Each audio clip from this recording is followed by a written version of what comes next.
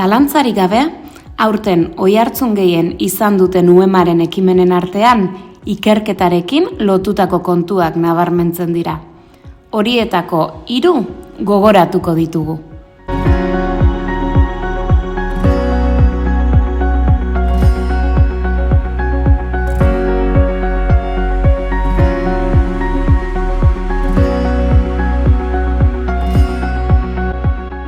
Martxoan aurkeztu genituen, UEMak eta 11 telebistak elkarrekin egindako euskararen egoera ulertzeko gakoak sortako 11 bideoak.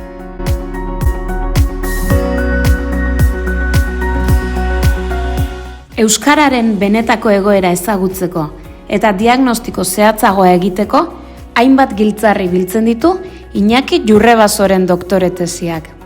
Horiek, modu divulgatiboan zabaldu nahi izan ditugu, modu errazean, edonork ulertzeko bideo laburretan.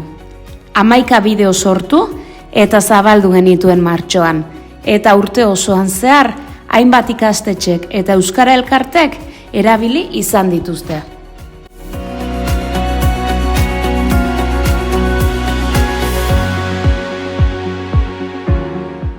Bideo horien edukian sakondu nahi duenarentzat berriz, Gakoak aletuz izeneko beste 11 bideo ere argitaratu zituen UEMak, Iñaki Jurrebaso beraren azalpen sakonekin.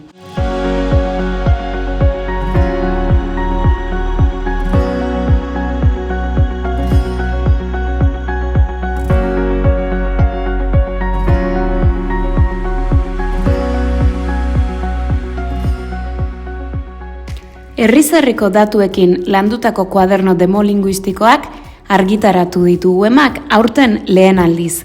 Udal bakoitzak maiatzean jaso zuen bere udalerriari dagokion 38 orrialdeko kuadernoa.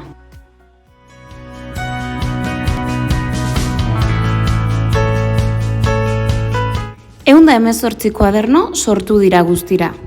UEMako kide den herri bakoitzerako bat. Euskararen egoerari eta bilakaerari buruzko argazki eguneratua eskaintzen duten heinean, udal arduradunentzat, euskara teknikarientzat eta herriko euskalgintzako eragileentzat lanabez garrantzitsuak dira kuadernoak. Hizkuntza politikan non eta zergatik eragin argiago ikusteko.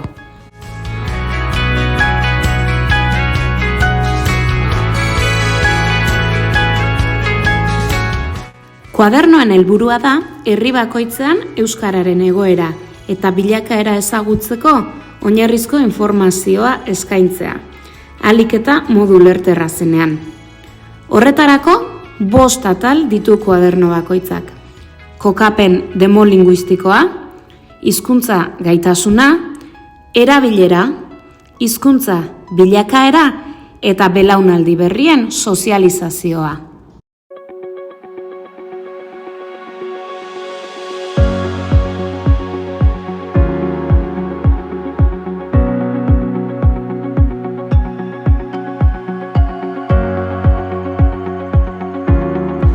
UEMaren eskariz, 2026an euskararen egoera zein izango den aztertu du SIADeko ikerketa etxeak, eta uztailean aurkeztu genuen ikerlana.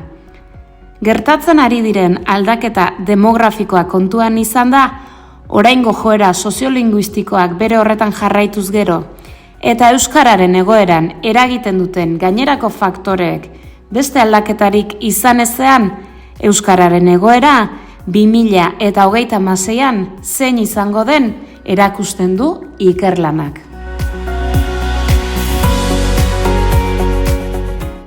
Neurri eraginkorrak hartu ezean euskara larrialdi egoeran izango da 2026an 11 urte barru. Horixe erakusten du udalerri euskaldunen enkarguz egin den azken ikerketak. Arnasguneak euskara nagusi diren espazioak desagertu egingo dira, baina ez da berandu joera aldatzeko. Eta berri txarrak gure hizkuntzarentzat 10 urte barru euskara larrialdi egoeran izango da. Horixe erakusten du udalerri euskaldunen enkarguz egin den azken ikerketak. Neurri eraginkorrak hartu ezean euskarak atzera egingo du eta galeraldi batean sartuko da. Argazki iluna UEMA elkartearen enkarguz egin den ikerketak erakusten duena. Euskararako joera berezkoa ez dutenek gero eta toki gehiago hartuko dute gizartean. Eta arnasguneak euskara nagusi diren espazioak desagertu egingo dira ia. Hori egoera bereziki, realitate bereziki kezkagarria litzateke. Azkenean, euskara lehenengo aldiz mendeetan pasako litzake nagusi den eremu geografikorik ez edukitzera. Ez, orain arte beti edukiru, izango litzake galera handi bat. Beste ondorio bat, 10 urteren buruan zaharragoak izango dira euskal hiztunak, eta euskara gazte eta ume gutxiagorentzat izango da lehen hizkuntza. Jakin bai, erabili ez gehienek. Hain justu alderri horretan eukidegu bilakaerarik aipagarriena azkeneko 40 urte hauetan, munduan oso toki gutxitan egin dena lortuz, hau da, belaunaldi berrietan aurreratuz, eta datuek ematen dute horretan ere atzeraka hasiko ginakera.